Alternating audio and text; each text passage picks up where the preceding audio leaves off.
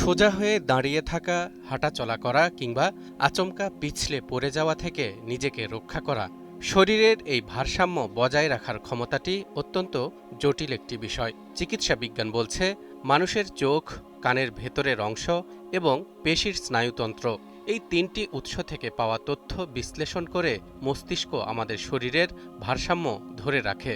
বয়স বাড়ার সাথে সাথে বা সঠিক চর্চার অভাবে এই ভারসাম্য রক্ষার ক্ষমতা ধীরে ধীরে দুর্বল হয়ে পড়ে, যা মানুষকে হঠাৎ করে পড়ে যাওয়ার মতো ঝুঁকিতে ফেলে দেয়। আর ঠিক এই জায়গাতেই বিশ্বজুড়ে আলোড়ন তৈরি করেছে জাপানের বিখ্যাত চিকিৎসা বিজ্ঞান সাময়িকী জার্নাল অফ ফিজিক্যাল থেরাপি সায়েন্সে প্রকাশিত একটি গবেষণা। অত্যাধুনিক এই পরীক্ষার মাধ্যমে গবেষকরা প্রমাণ করেছেন, প্রতিদিন নিয়ম মেনে যারা নামাজ আদায় করেন তাদের শরীরের এই ভারসাম্য বা ডাইনামিক ব্যালেন্স কতটা অভূতপূর্বভাবে শক্তিশালী হয়। এই তথ্যটি উদ্ঘাটন করতে সৌদি আরবের কিং সাউদ ইউনিভার্সিটির গবেষকরা একটি বিশেষ পরীক্ষা চালান। তারা ২৫ থেকে ৩৫ বছর বয়সী ৬০ জন সুস্থ পুরুষকে দুটি সমান গ্রুপে ভাগ করেন।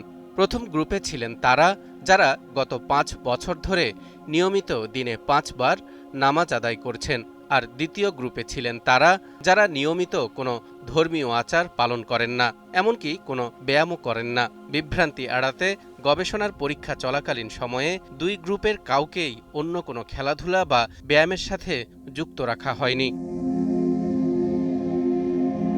আমেরিকার তৈরি ব্যালেন্স মাস্টার নামক অত্যন্ত সংবেদনশীল একটি কম্পিউটারের সাহায্যে এই দুই গ্রুপের মানুষদের লিমিটস অব স্ট্যাবিলিটি বা স্থিতিশীলতার সীমা পরীক্ষা করা হয়, যার মধ্যে ছিল তাদের স্নায়ুতন্ত্রের প্রতিক্রিয়া জানানোর সময়, নড়াচড়ার গতি এবং শরীরের ভরকেন্দ্র বা সেন্টার অফ গ্র্যাভিটি নিয়ন্ত্রণের ক্ষমতা।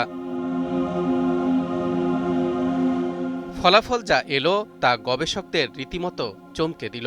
দেখা গেল, যারা নিয়মিত নামাজ পড়েন তাদের শরীরের ডাইনামিক ব্যালেন্স বা গতিশীল ভারসাম্য অন্য গ্রুপের তুলনায় অনেক বেশি শক্তিশালী এবং নিখুঁত। কিন্তু এর কারণ কি?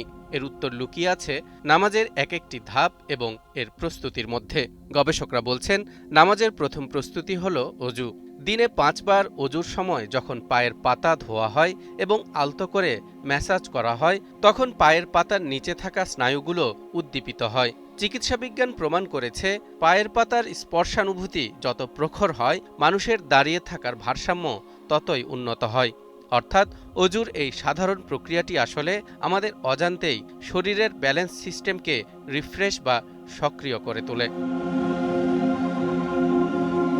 অজুর পর আসে নামাজের মূল শারীরিক কসরত। সোজা হয়ে দাঁড়ানোর পর একজন মুসল্লি যখন রুকুতে যান, তখন তার মেরুদণ্ড হিপ জয়েন্টের উপর ভর করে প্রায় ৮০ থেকে ৯০ ডিগ্রি কোণে সোজা হয়ে সামনে ঝুঁকে পড়ে। এই অবস্থায় হাত দুটো থাকে হাঁটুর উপরে। চিকিৎসাবিজ্ঞান বলছে, এই ভঙ্গিমায় কয়েক সেকেন্ড স্থির থাকার ফলে পিঠের মাংসপেশি, হ্যামস্ট্রিং এবং পায়ের কাফ মাসেলের চমৎকার স্ট্রেচিং বা প্রসারণ ঘটে। ফিজিওথেরাপিস্টদের মতে, এই স্ট্রেচিং যদি প্রতিদিন কয়েকবার করে করা হয় তবে তা মেরুদণ্ডের নমনীয়তা বাড়ায় এবং সেন্টার অফ গ্র্যাভিটি বা শরীরের ওজনের কেন্দ্রবিন্দু নিয়ন্ত্রণ করতে সাহায্য করে। যারা নিয়মিত নামাজ পড়েন তাদের শরীর খুব দ্রুত নিজের ওজনকে ব্যালেন্স করতে শেখে, যা বুড়ো বয়সে পড়ে যাওয়ার ঝুঁকি কমিয়ে দেয়। নামাজের সবচেয়ে গুরুত্বপূর্ণ অংশটি হল সেজদা।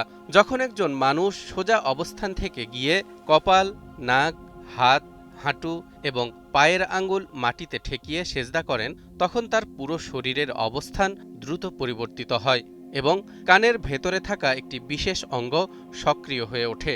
দর্শক, আপনি কি জানেন, আমাদের শরীরের ভারসাম্য ঠিক রাখে আমাদের কানের ভেতরের এই ক্ষুদ্র মেকানিজম?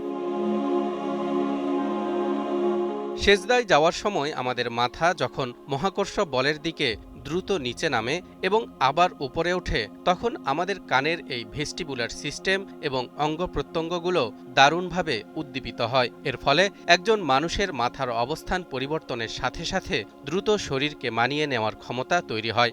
সোজা কথায়, সেজদার মাধ্যমে আমাদের ব্রেন এবং শরীরের ভেতরের জাইরোস্কোপ আরও নিখুঁতভাবে কাজ করতে শুরু করে।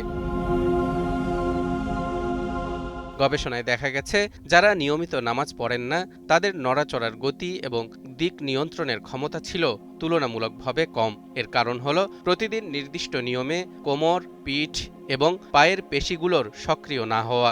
ফলে তাদের স্নায়ুতন্ত্র ও পেশির সমন্বয় ততটা জোরালো থাকে না, যা নামাজের মাধ্যমে একজন মুসল্লি খুব সহজেই লাভ করেন।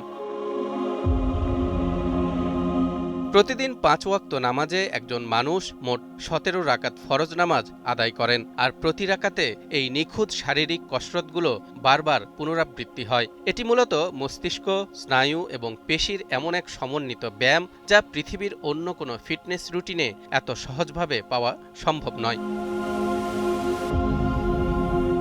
জাপানি জার্নালের এই গবেষণাটি প্রমাণ করে, নামাজ কেবল একটি আধ্যাত্মিক ইবাদতই নয়, বরং মানবদেহের সুস্থতা ও কার্যক্ষমতা বজায় রাখার এক অনন্য বিজ্ঞানসম্মত থেরাপি। মহান আল্লাহ তাআলা আমাদেরকে নিয়মিত নামাজ আদায়ের মাধ্যমে শরীয়তের হুকুম পালনের পাশাপাশি আমাদের শারীরিক সুস্থতা দান করুন। আমিন। তালহা ইবনে রেজা, নিউজ 24।